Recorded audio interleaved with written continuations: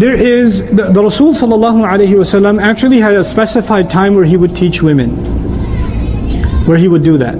Especially the women of Medina. And actually the women of Medina were different from the women of Makkah. They were actually a lot more bold. And the Sahaba even noticed they were more bold. Like Umar radiallahu anhu said, they're not like the women of Makkah. So there was a difference between them. And they're outspoken. And we even know that from like, many athar and many hadith texts. Like, Umar is giving khutbah radiallahu anhu and a woman gets up and says, you can't say that. Allah said this. Like, lady, why are you not in the sister section behind a glass? Why are you... Oh, and you're talking to Umar. Umar. You don't want to like point a finger at Umar like that, but she did. She's just like, gutsy lady, She did that. And, there are assumptions that men and women should not interact with each other at all, under any circumstance. That's what Islam wants. That isn't true. As a matter of fact, non-mahram, man and woman, talking to each other in public, outside, is mentioned in the Quran. Musa alayhi salam went up to two girls that were not his mahram. And he went over and talked to them and said, what's wrong with you ladies? Ma khatbukuma? What's wrong with you? And they said, well, we can't feed our animals until the whole flock is done. They had a conversation.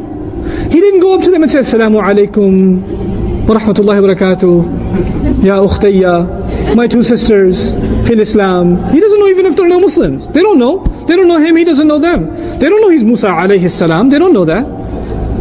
They don't know any of that. But they had a conversation with each other. A non-mahram talking to another non-mahram. About what? A problem. They were wrestling with sheep. So you had to go talk to them. What are you doing? What's going on? Can I help with something? But he didn't prolong the conversation. He kept it to the point. What are we learning in Quran? If you keep your conversation to the point, it's fine. You might have a female co-worker. You might have a class. I have students. I have to answer their questions. They have a right to me as much as the brothers have a right to me. Because I'm teaching a class. It's a matter of justice. I can't put them in the back and not give them the same kind of attention. It's not fair. And I brought this up. If in education, is it fair or not? This is no. It's acceptable. There are ulama that are more conservative on this, and there are ulama that allow it too. But there are plenty of mainstream Ahl Sunnah across the schools of thought scholars that allow this. That allow, for example, this kind of setting, if it's meant with certain kind of restrictions.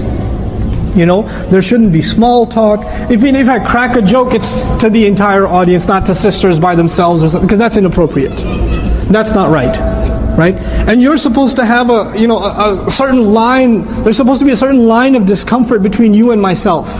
Or between you and any other non-mahram. There's supposed to be a line of discomfort. There's supposed to be a level of seriousness. You're not supposed to be giggly when you come up individually and talk to a non-mahram man. You're not supposed to be like, no, I have a question, brother. You said this. Why? Learn to be like that. Learn not to be giggly around non-mahram men. Not smiley. Jazakallahu khairan for so many things you're doing. No. Say that on your own. Don't come up and say it to me. Don't come up and say it to me. Say that to your dad. Jazakallahu khairan, Baba. You're so awesome. Great. When you come up to a non-mahram, if it's your teacher, if it's the imam of the masjid, if it's your employer, keep a serious tone. Keep a serious tone. When a woman uses a serious tone, the man becomes serious automatically. Girl comes up to you, you think she's kind of pretty. She comes up to you and says, Assalamu alaikum.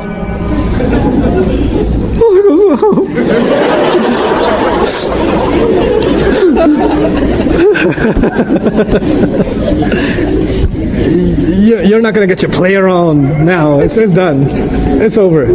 But she comes up to you and says, Assalamu alaikum wa rahmatullahi wa barakatuh. No good. No good for you. Then you'll be like, oh, wa alaikum salam. That's bad for you. So you have to keep a stern voice. And these rules, I'm kind of alluding to them, Surah An-Nur already covers them. These rules are already there. You have to keep a stern voice. You have to keep your eyes low. As low as it doesn't mean you don't look away like, brother, I have a question. Like you don't do that either. But you don't stare at the person. You're like, yes, sister, do ask. No, not like that. Not like that. يَغُضُّ مِنْ أَبْصَارِهِمْ يَغْضُضْنَ مِنْ أَبْصَارِهِمْ. That's normal. It's not like over the top, but the idea is to keep yourself low. Don't stare. You know, make just enough eye contact to get your point across, and that's it. That's all. You don't need more than that. You know.